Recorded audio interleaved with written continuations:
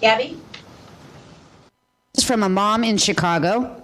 How specifically will young performers have a direct voice and vote in the new union? Amy. Well, young performers are going to have exactly the same direct voice that they have now in SAG and in AFTRA. They will just have a stronger voice because it will mean more. None of that is going to change one bit. We've got, the way I look at it, in a way, the setup that we have in terms of governance in this new union is kind of like, it's a lot like SAG's, except it's just a little bit more democratic.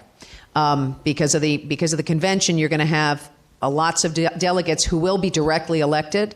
So there'll be a lot more opportunities. You're going to be several hundred people going once every 2 years instead of just 80 people or 70 people, which is what we have right now. Every other year, you're going to have a couple of hundred people, which could certainly include people who are representing the young performers, who will be able to have a voice. They'll be directly elected, and they'll have a direct voice in who the vice presidents and the other national officers will be. One thing is, so it's really one member, one vote. But what I wanted to ask was something that I'm hearing from parents, and it's a misnomer. So if you could just address this, is the idea that young people they think they're not going to be able to have any kind of voice, even though you say they represent it. And I think one of the confusions is they want to know about running for offices. And so running for office. Oh, that they need to be 18 years old in order to run for office? And that was the misunderstanding, that they actually, when you're 18, you can run for an office, but the fact is you get a vote even when you're younger. And I wanted to clarify that. Of course, every SAG member and every SAG-AFTRA member will have a vote, just as they do now. They will just need to be 18 in order to run for office. Thank you. Gabby, just one addition to that. We currently have a Young Performers Committee in the Screen Actors Guild, and that committee will continue, and this will be a forum. The new union will be a forum for a lot of member input through committees like that. And so the same voice that young performers have currently will not only continue, but as Amy stated, there will be opportunities to expand that. Thank you very much. Sorry, I'm just going to butt in here, but one little thing. But while we're on the subject of young members of the union, I have to say a key aspect of why we're doing this is about the future. This is not about the past. There are a lot of people involved in creating this plan who have had nice, long, rich careers, and an important reason we're doing this is to protect young members and members who aren't even members yet.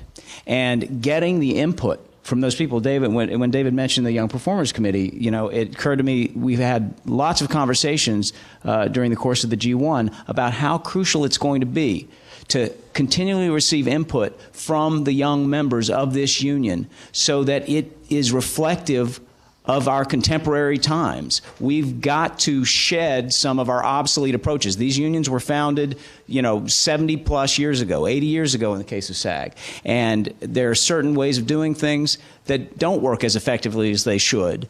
And by really channeling and harnessing the energy of our young members, we're going to become a super relevant and very powerful force in the entertainment and media industries. Attacking Google, Hulu, yay. Do we know exactly how old Justin Bieber is? I just wondered in terms of our Maybe my future. daughter knows, I don't know. Rebecca? Yeah, I'm going to toss this one to Holter. I know you started as a child performer.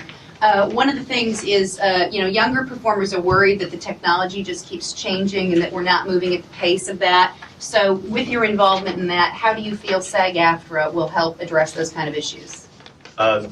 To lead off of what Rebecca said, I'm actually currently the national co-chair for AFTRA's Young Performers Committee, and I'm not going anywhere, so vote yes and I'll still be here, and young performers will have the voice that they have now and then some. In terms of the technology, we in both unions are smart enough to look at the younger voices, the newer members or the simply younger members, because they understand devices that seem rather odd to some of the rest of us in ways that we don't know yet. And so we listen for the voice of the young performer across all the different media forms to say, this is the kind of work I'm doing. This is the kind of work my peer group consumes and has an interest in, so we know where to organize. Roberta spoke about organizing a long time ago at the beginning of this, and that's what we do. We go into areas where we may not already have jurisdiction, and we organize that jurisdiction so that the younger members, significantly younger than I am, I was young once, weren't we all, will be able to have work across the sphere of what we do for a living covered by SAG-AFTRA. They will speak with one voice, they will have one place to go for their protections and for their opportunities, and they will know that the future that we are trying to build for them, they can continue to own because we're looking out for them. This is from Susan. I am watching the live stream. Hello.